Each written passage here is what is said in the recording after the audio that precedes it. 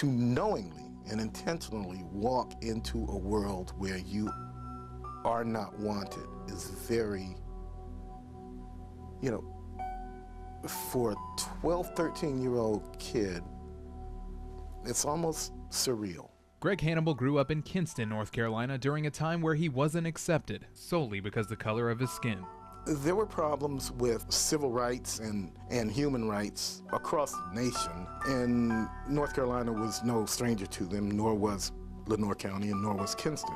His father moved to the U.S. from the West Indies and became one of the only black physicians in the East. His mother, a New Jersey native, took care of the family and became an advocate for civil rights, teaching other African Americans to read and write. People came from Jones County and Craven County in the middle of the night, driving with the headlights out so nobody would notice that they were there.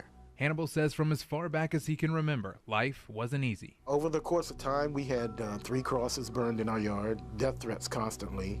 We lived in fear. Growing up, segregation was the norm, but when it came time for Hannibal to go to high school, his parents, driven by their desire for their son to have the best education he could get, fought for change. In 1963, they petitioned then Granger High School to let their son go to the all-white school. He was denied, but they didn't give up. Finally, the school board relented, and Barbara Carr and I entered Granger High School as the first black students. From there, things didn't get much easier for Hannibal. I'd wake up in the morning getting ready to go to school and turn on the radio, and the commentator on the radio show was saying things that were inciting people to attack my family.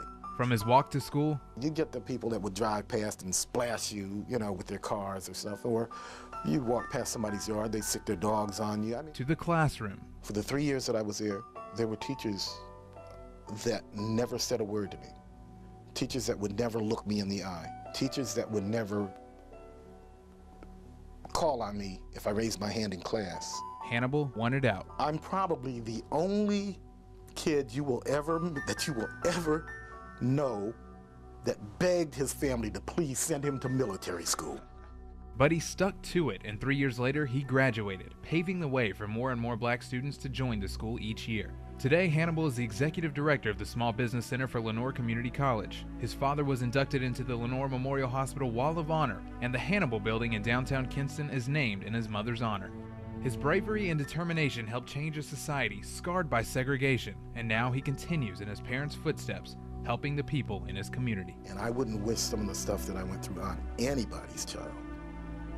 And fortunately, they don't have to go through that again. Jonathan Rodriguez, Eyewitness News 9, on your side.